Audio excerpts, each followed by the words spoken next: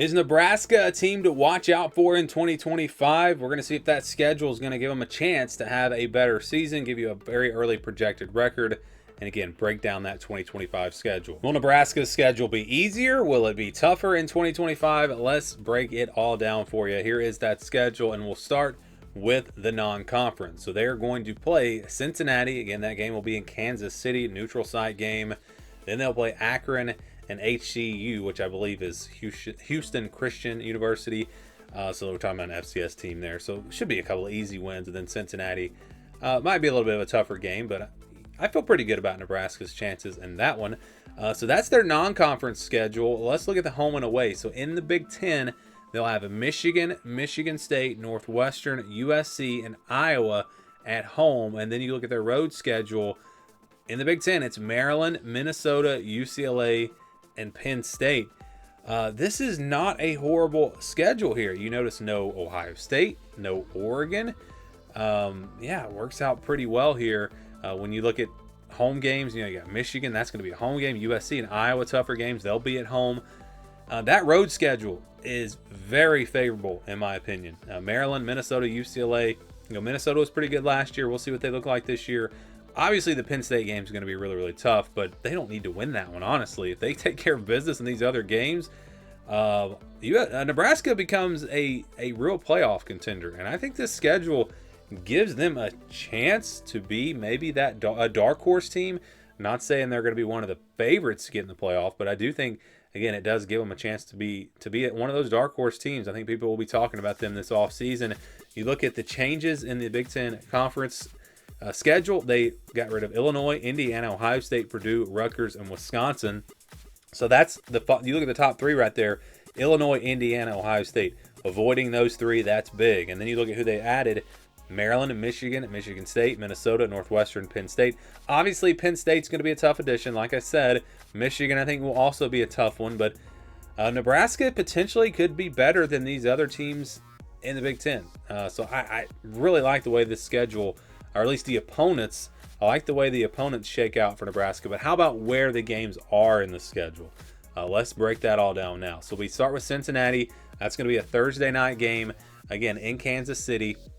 That'll be the opener. Then they get Akron on September 6th and HCU on September 13th. So three non-conference games to start off the season. You like Nebraska's chances in those three games. And then it'll be a tough one on September 20th at home against Michigan. But it is a home game. It's not going to be like coming off of a tough game before that or anything like that. There's a bye week after, so there's like no elements of any kind of distraction. I mean, Nebraska's focus should be fully on this game. If they can win that game and they get past Cincinnati first and then, again, take care of business in these other two games, Nebraska could very easily be 4-0 heading into that first bye week. And then you look at that next part of the schedule. Now, this is a long stretch with no bye weeks. They go 1, 2, 3, 4, 5, 6 games in a row, 6 weeks in a row without a bye week because their other bye week comes late. It's kind of weird how they have an earlier bye week and then a later bye week. But they'll have Michigan State at home on October 4th. Then they'll play Maryland on the road October 11th and Minnesota on the road October 18th. Back-to-back road games there, but not against really tough opponents. And those will be tough games, don't get me wrong, but you're not playing like elite teams or anything. And then you've got Northwestern at home on the 25th of October. And then it's USC at home on November 1st. And then it's on the road at UCLA November 8th. So when I look at those games, Michigan State, Maryland, Minnesota, Northwestern, USC, and UCLA, Nebraska could be favored in all 6 of those games. I don't know about Minnesota on the road. That's one that is a little bit tricky. I do look at that UCLA game as being a tough one there, having to travel out west right after playing USC. So that's like an upset alert type game there. And UCLA could wind up being pretty good this year. We'll see. But again, a manageable 6-game stretch. Not saying Nebraska is going to win all those games, but they could, and it wouldn't be crazy to think that they could. And so we could be talking about a 10-0 Nebraska team going into that second bye week, or maybe they do lose to Michigan, or maybe they lose on the road to Minnesota, a team with just one loss going into that second bye week. But then I think it's all going to come down to these final 2 weeks. If Nebraska's going to have a chance to get into that playoff conversation or possibly get into the Big Ten championship game, something like that, You look at these final two games. This is where they could trip up. You've got Penn State on the road, November 22nd. That's going to be a very, very tough game. I think Penn State might be the best team in the Big Ten this year. And then you've got Iowa, rivalry game, always close. Nebraska has struggled to win this one, so that one will be tough as well. So it really just comes down to where they are going into that Penn State game. If they only lose one game, then they just have to split those final two games. But if they've already lost two, it's going to be tough for them to beat Penn State. Now, let's just be honest here. And then you have Iowa as well. Again, if they can have a really good start to the season, they can get, let's say, to 9-1, then all they would have to do is split these final two games. I think winning those final two games would just be probably too much to ask. But again, there's potential there for Nebraska to be a dark horse team this year. You look at how their Big Ten schedule stacks up with everyone else, then you look at the winning percentages from last season for their opponents this year. Nebraska's opponents went 37-44 last season. Again, we're talking about the 2025 opponents. That's a 46% win percentage. That's one of the lower percentages. They don't have that tough of a schedule in the Big Ten.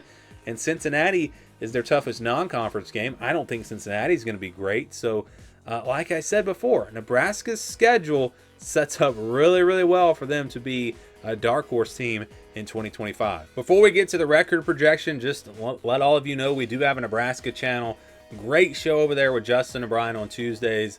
Videos throughout the week. Check it out and subscribe today if you are a Nebraska fan. Again, I'll put a link for that down in the description. Also, you'll see a card pop up on your screen as well.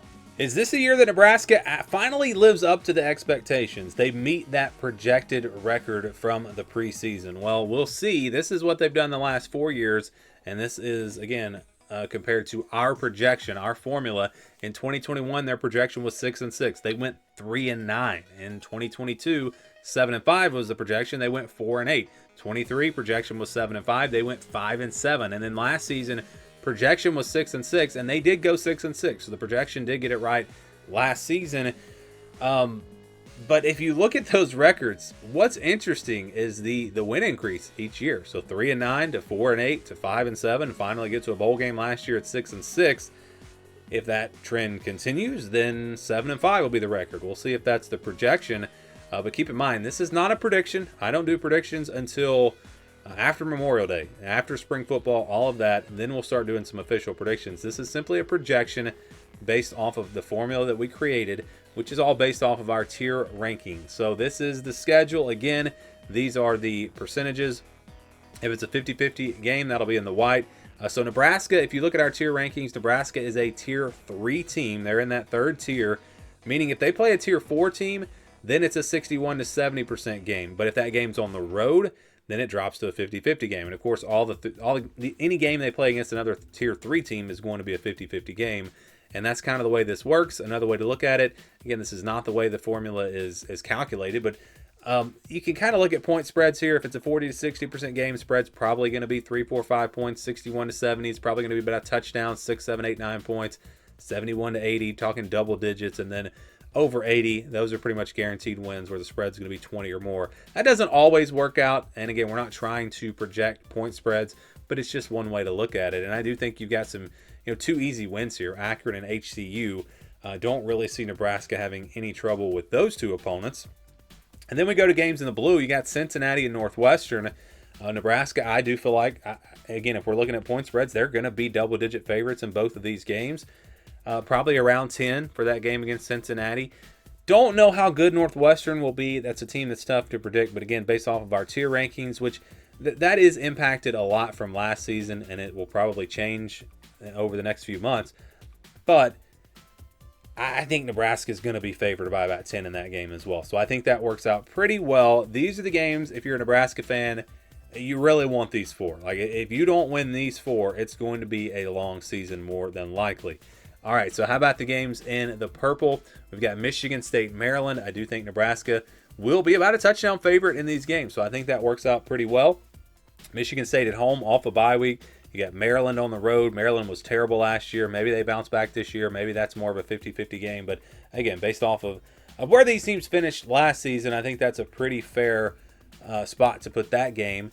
And then you will have games where Nebraska is a clear underdog, or you'll have one of those, and that's Penn State. that is the one game, if I'm a Nebraska fan, I'm thinking, we're not going to win this game. We're just not. So let's just count that as a loss. If we lose somewhere else on this schedule, go 10-2, that's great. Beating Penn State on the road, I think, is going to be just too much to ask. This is going to be a really good Penn State team, and that's a tough place to play. So that's the one game that where you can put that one clearly in the yellow. And as I look at this a little bit more, I think that game actually should have been in the orange because it is on the road. So yeah, put that game in the orange, yellow, wherever you want to put it. That one's going to be tough. So that's where you put the Penn State game. And again, that one should have been in the orange. As I look at this, that should have been in the orange. But still, either way, Nebraska definitely going to be a big underdog in that one. And then you've got really the rest of the schedule. It's like 50-50 games: Michigan, Minnesota, USC, UCLA, and Iowa. Now they're a tier above UCLA, but because that game's on the road, that makes it a 50-50 game. And they're a tier below Michigan because that one's at home, though. That makes it a 50-50 game. USC, Minnesota, Iowa, those are all tier 3 teams. So these will be the games that really determine how the season goes for Nebraska. I expect these games to all be close. We've seen Nebraska struggle in close games over the past few years. And if that continues, if you lose all of these games, if you lose all 5 of them and you lose to Penn State, you're right back to 6-6. If you win one of them, then and lose to Penn State, then you're at least a little better. You're 7-5, an improvement from last season. But again, I think it's going to come down to these close games, and can Nebraska find a way to win these close games? That will be the key for their season. Because if I'm looking at this again, I think Penn State's probably a loss. I don't know if there's another game where I'm thinking, I just don't see Nebraska winning that game. I think they've got a real shot in these other games, but to win them all, that's going to be tough. And to go 10-2 with this schedule is going to be tough. But when you average it all out and you get the projection for Nebraska, the projection does come out to 8-4. So 8-4 is the projection, a 2-win increase from where they were last year. I think an easier schedule this season a little bit. And a Nebraska team that should be improved from where they were last year. I think this is definitely a team and a program on the way up. So I think that's a fair projection. Again, if they lose to Penn State and then they lose, 3 of these 50-50 games, and maybe throw Michigan State, Maryland into that conversation as well, if they lose 3 of those type games, you're right there at 8-4. I think the potential is there for them to do better and maybe get to 9-3. Who knows? Maybe even 10-2. But like I said, if you can't win those close games, it could be another 6-6 type season. So I think 8-4 is very fair.